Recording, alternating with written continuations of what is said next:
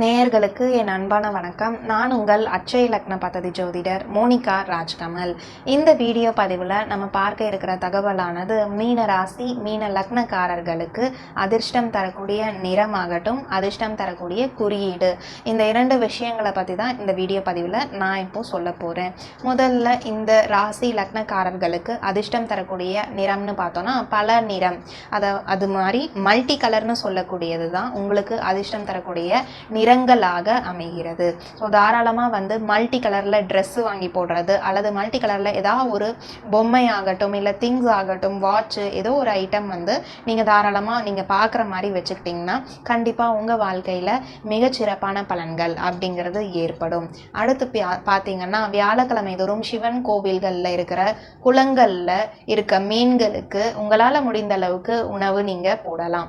அந்த மாதிரி செய்ய செய்ய உங்களுக்கு பலவிதமான வெற்றி வாய்ப்புகள் உங்களை தேடி வரும்னே சொல்ல வேண்டும். அடுத்து இந்த மீன ராசி லக்னக்காரர்களுக்கு அதிர்ஷ்டம் தரக்கூடிய குறியீடு என்னன்றதை இப்போ பார்க்கலாம்.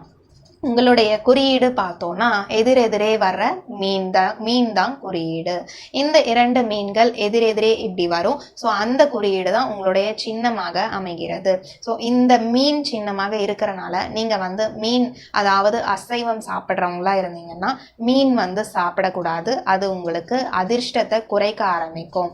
அடுத்து பார்த்தோன்னா இந்த மீனை நிறைய பேர் வீட்டில் வளர்க்குறது உண்டு. அந்த மாதிரி நீங்கள் அடைச்சி வளர்த்தீங்கன்னா உங்களுக்கு வரக்கூடிய அதிர்ஷ்டமானது குறைய ஆரம்பிக்கும். ஸோ இது இரண்டு விஷயத்தையும் தவிர்த்து கொள்ள வேண்டியது நல்லது. அதே போல் வியாழக்கிழமை அன்று சிவன் கோவிலில் இருக்க குளங்களில் இருக்க மீன்களுக்கு உங்களால் முடிஞ்ச அளவுக்கு பொறி இந்த மாதிரி உணவு அளிக்கலாம் மீன்களுக்கு. ஸோ இது மேன்மேலும் ஒரு பெரிய அதிர்ஷ்டத்தை உங்களுக்கு பெருக்கி கொடுக்கும். உங்களுக்கு அட்சய லக்ன பദ്ധதி முறையில் ஜாதகம் பார்க்கணும்னு நினைக்கிறவங்க ஸ்க்ரீன் ஸ்க்ரோல் ஆயிட்டு இருக்கு என்னுடைய கான்டாக்ட் நம்பரை கால் பண்ணி தகுந்த கட்டணம் செலுத்திவிட்டு அப்பாயின்மெண்ட் வாங்கிட்டு தாராளமாக ஜாதகம் பார்த்து கொள்ளலாம். மீண்டும் மற்றொரு பதிவில் நான் உங்களை சந்திக்கிறேன். நன்றி, வணக்கம்.